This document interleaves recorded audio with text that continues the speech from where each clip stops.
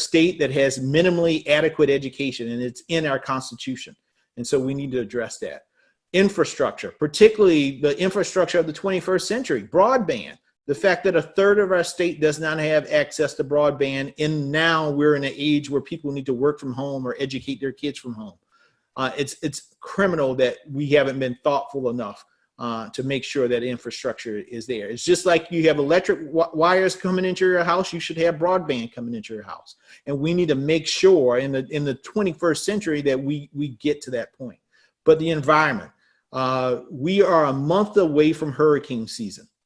And I am praying each day and every night that we are protected, because think about having to go to a shelter, a hurricane shelter, in the age of the coronavirus.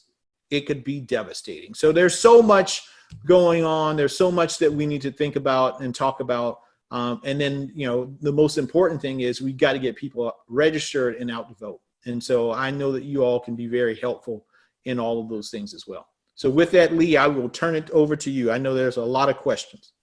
There are, and they kind of fit into two categories. One being how we're going to win, and the other being how we're going to fix so-and-so. Yes. So let's talk about the, how we're going to win part first. Lucille Herwald wanted to know, her first question that popped into her mind was, what is your path to beating Lindsay? And basically, what tools can you give us to work with? Even, and she points out that even as enormously popular as Obama was, he still lost South Carolina. So, I know you have a plan, both long-term and short-term. So how about, telling us your thinking on it? Yeah. Well, in many ways, our race is very similar to the race that we saw with Stacey Abrams in Georgia. Demographically, South Carolina and Georgia are very similar. Large pockets of African-American voters, and some of those voters are unregistered voters, and growing numbers of college-educated white voters, which are becoming more and more the swing vote in some of these states. And so the recipe is twofold. It's not a very complicated one. It is, we have to register more voters, particularly our voters, who are at the base of our party. And so we got about 400,000 unregistered Black voters here in South Carolina, starting at the beginning of the year. Now, the positive side, we are now, for the first time in the history of South Carolina, have over 1 million people of color that are registered to vote. That is a new milestone. And so we just need to continue and go out to make sure that we increase the number of that number to get well over 1 million. If we can add another 100,000 to it, it's a huge thing. As Stacey Abrams told me, she said, Jamie, you have to change the electorate. And part of changing the electorate means registering more voters. And then the second thing is it's about appealing to those voters that sort of swing like a pendulum back and forth. And we have so many of here in Grangeville. That's exactly right. And we know that those voters, historically 6 to 7 times out of 10 will vote Republican. But give them a flawed Republican and a good Democratic candidate and some extra energy or impetus to change, and they will. We saw that down in Charleston with Joe Cunningham. We were able to flip that congressional district for the first time in over 30 years. I believe that many of those similar type things, dynamics, are going on right now. You all saw the endorsement that I think sent a shockwave across South Carolina, is when Dick Wilkerson, about now almost 2 weeks ago, who was the head of Michelin North America. Dick is not was not a Democrat. But he came out and he supported my campaign. Dick was also, I don't know if you know this, he co-chaired Lindsey Graham's finance committee when Lindsey ran for president. Right. And so, and there are a number of other folks like Dick who have secretly reached out to me, who are saying, we don't like this new version of Lindsey Graham and we cannot support him. But we see that you were talking about how we improve South Carolina for all of us. And so that's a really, really important thing. As I told folks when I first got into this race, this is not about Democrat versus Republican or progressive versus conservative. It's about focusing on what is right versus what is wrong. And I believe if we keep that focus, we will get more people on board with us than we will because as soon as we get into the political stuff, then people retreat into their camps, and then that's all they think about. But we got to focus on doing what is right for the people of South Carolina. And if we can do that, we can build a coalition that changes the leadership that we have here in South Carolina. So what we are doing in terms of tactics is we're focusing on voter registration. And there are a number of organizations that are doing just that. In addition, we have, as you know, we have an initiative that is out in the community to help rebuild trust called Harrison Helps. Now, I don't know if all of you have heard about Harrison Helps, but it is— Talk about that because somebody asked a question about it. Yeah, Harrison Helps is our service arm of our campaign. I'm a big believer in that you have to show and not tell. And that means we need to show what our values are as a party and what my values are as an individual, and not just tell them to you. Because telling does not convince you, because we hear flowery rhetoric all the time. But when you see something, you believe it much more than when you hear it. And so, so our first Harrison Helps event was one that was near and dear to my heart. I remember as a poor kid growing up in Orangeburg, my mom not being able to get school supplies and school clothing. And so we put on an initiative in Orangeburg called Harrison Helps. And we partnered with the Boys and Girls Club in Orangeburg. We put on the largest event in the history of that Boys and Girls Club. We raised $7,000, gave out over 400 backpacks, had 700 kids and parents show up. And I remember having a mom, tears coming down her face, and she said, "Thank you, Mr. Harrison." She said, "I didn't know how I was going to get these school supplies for my kids this year, but I will never forget that you helped me." And that's what this is all about. That's what this service is all about. That's what being a United States Senator is all about. Is when your constituents are hurting and they need help, you help them, regardless of what that help looks like, but you find a way to leverage what you have, the resources that you have, in order to help people. And so we have partnered with the Boys and Girls Club, Habitat for Humanity, ABLE, Ronald McDonald House. Right now, we are doing a lot of things with community resource centers. We worked with one in Somerville and North Charleston, where we delivered food, diapers, and hygiene kits to over 10,000 people over the past month or so. We've been delivering food to folks on the front lines of responding to the coronavirus. We are out there in a way so that people understand that we are committed to helping people get over the issues that they're dealing with on a day-to-day basis. Okay, let's see. Here's something that's been troubling a lot of us with, especially, I mean, every day goes by, there's something new, but the latest is the Flynn exoneration. And Peggy Schatz asked, how can Democrats recover the judicial system from the right-wing stronghold it's under? Do you see a path for restoring public trust in government officials and scientists? And do you see any improved social policy changes that can come from the virus, increase unemployment compensation, healthcare for all, et cetera? Yeah. Let's focus on the judicial part and the breakdown of the rule of law in America and what we can do about it. Well, it's very sad and it's unprecedented. And, you know, even given previous administrations, Republican administrations, there would be simple things that you knew would be the standard that nobody would deviate from. For instance, if administration nominated someone to be a judicial nominee, to sit on the federal bench, then the minimum standards were that they would have to have the signal of approval from the ABA, which is the American Bar Association. Basically, the association for all of us who lawyers and judges. Well, this administration, for the first time that I can ever remember, I don't think it's ever happened before, they are nominating judges that don't even get the approval of the ABA, meaning that they aren't even qualified to be on the bench. And that is troubling, meaning that these people, the basic rule of law that they don't understand, that they don't respect, that they don't qualify for. So part of how we change this is we have to win the Senate back. We have to take the Senate back. I mean, that's the bottom line.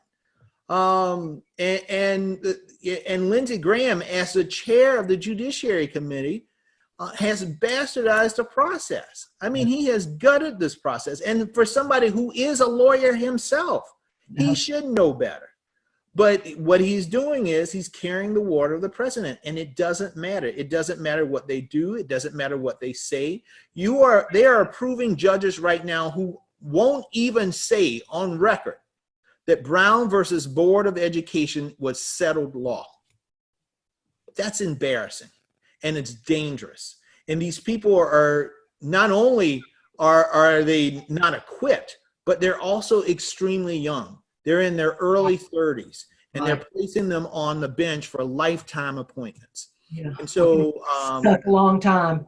Yes. So we have to do better, and we can do better. And I'm not even talking about where people are in terms of the political spectrum. Just respecting the rule of law, first and foremost, should be a no-brainer and a given. And we got to get back to that. Right. Okay, let's ask some harder questions. One thing that has concerned me all along was Trump keeping the interest rate so artificially low and such that we had no juice left if we had to stimulate the economy. And of course, now it's all the way down to zero. And that coupled with, the billions new debt we're taking on, we're going to have a mess on our hands. So Kurt Herwald wanted to know what your priorities would be for trying to pay off the unprecedented amount of federal debt. And, would you use actions such as higher taxes and rapid repayment or slow reduction over time? Well, I think part of what we have to do is we need to see what happens, how we get out of this coronavirus, because sad to say, there's probably going to have to be some additional spending that takes place in order to keep our economy from totally cratering and going to a Great Depression. So I think before we can then make a determination of how we pay down a debt, I think we got to see ultimately what type of debt we have coming out of this coronavirus situation, because I don't believe that we need to tie our hands right now in terms of taking positive measures in order to keep the economy from cratering and to make sure that people can eat and take care of their families and the like. And so I think the first thing is let's sort of assess where we go after that. We know before the coronavirus, the huge tax cut to millionaires and billionaires and to corporations was foolish. That was my next question. My whole thing is if we could take about $1 billion of that almost $2 billion relief and divert it, get corporate taxes back to a moderate average worldwide rate, and can't remember the other one, but there's lots of the benefits to the wealthy and the benefits to corporations. If we could take those and re-divert them, where would you think they'd be best spent? Well, I think I think we need to target our spending so that it's almost like an investment in our country, right? Yes. One, infrastructure. I think we need to spend a lot more money on infrastructure. We need broadband in this country, and particularly in rural communities, because if we don't get broadband, it is limiting how productive we can be as a society right now. Think about the lost production right now because people can't work from home because they live in communities that don't have broadband.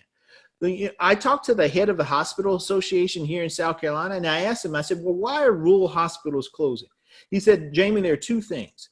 One, because of the lack of Medicaid expansion here in South Carolina and across the South. But two, it is because of the lack of broadband across the state right now. He said telehealth is such an important component to feasibility and to how hospitals operate right now when we cannot have access, when our doctors can't access and they can't prescribed medicine and all. We've seen this with the coronavirus. The very early stages of the coronavirus, many of us couldn't get testing, but we could go on to online portals like at MUSC or what have you to see if any of our symptoms. Well, if you don't live in a place where you can connect, how do you do that?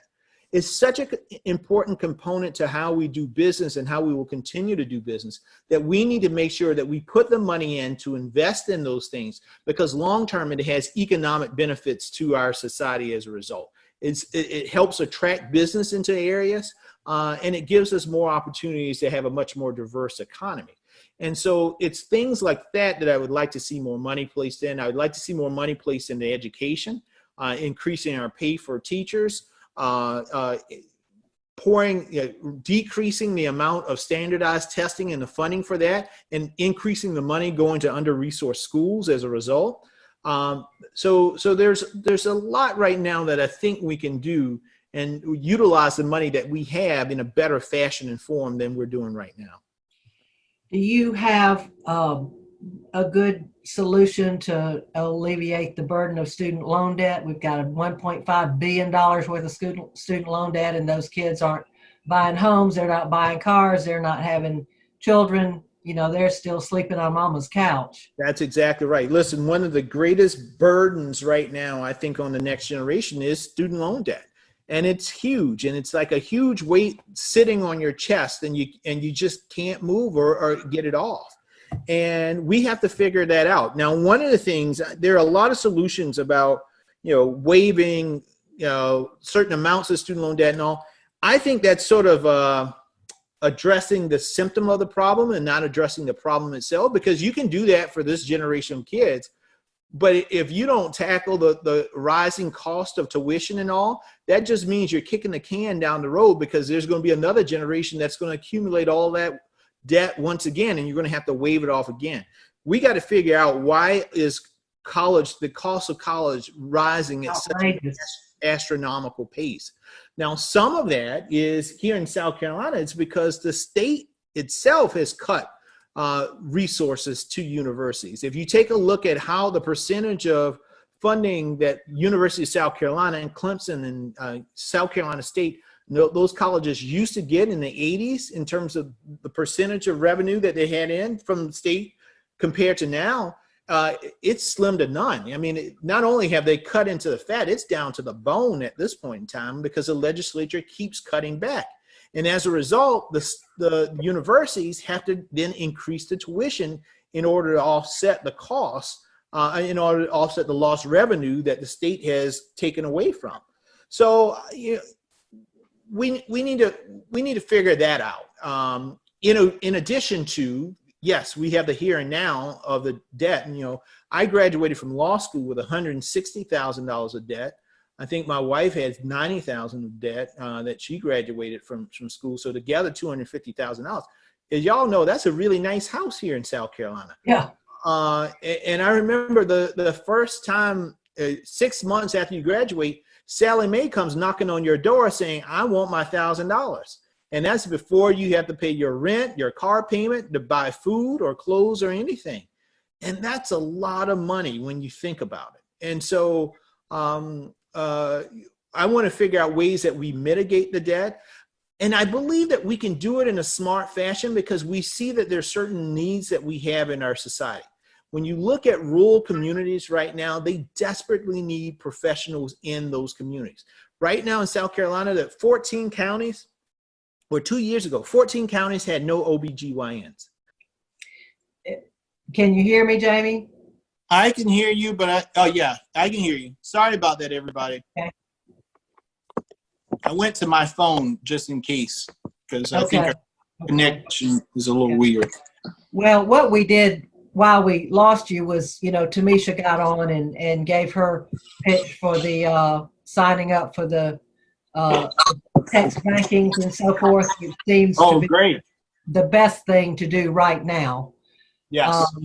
You might know probably the only good door knocking weather we're going to have is when it's hot as Hades during the summer. But if we can get some traction out of the text banking, if we've got, good data as far as phone numbers. But I'm trying to think where we might close out, Jamie. Let's see. We talked about tax reform. Oh, here's a good one from Anita LeBeau. She said, if you were president, what is the one thing you would have done differently with the coronavirus? Well, the first thing I think I would have done is appointed a coronavirus czar that was housed in FEMA. And, the folks in FEMA know how to deal with national disasters and emergencies. And they also understand, and they have existing networks of how to coordinate supplies and get them to various areas. And what we saw is this haphazard approach to dealing with this. So you got 50 different state plans and strategies, and you get different messages coming from the White House, a different message coming from Capitol Hill, different from your governor, and then a different one from your locality. And in these type of moments, people need clarity. They're already scared. They don't know what to do. This is something unknown. We haven't seen it before. And so they need simplicity and they need clarity. And that means having all of our leaders speak with one voice on how we approach this issue. But we saw politics creeping into this very early because the president is more concerned about protecting his own butt than he is actually coming up with a solution that protects the lives of people. You see folks like Senator Graham going off hinge. I mean, when you think about it, one, he needs to understand how unemployment works here in South Carolina, right? People can't just quit and then go get an unemployment. Unemployment does not work that way. You have to be laid off or furloughed or you fired in order to receive unemployment benefits. And then secondly, unemployment benefits are only a percentage of what you would normally get, up to $300, $324. Who can raise a family of two or three on $324 a week? So the federal government addition of $600 was something to help alleviate, because in addition, things are not normal. The cost of food has increased, particularly if you're trying to order your food online or trying to have it delivered, right? It now costs more. And when you have your kids that are now home all day, as opposed to just for dinner, right? Breakfast and lunch, they usually would get done at school. Now they're home all day. They're eating all day. So that means you have to order more food into your household.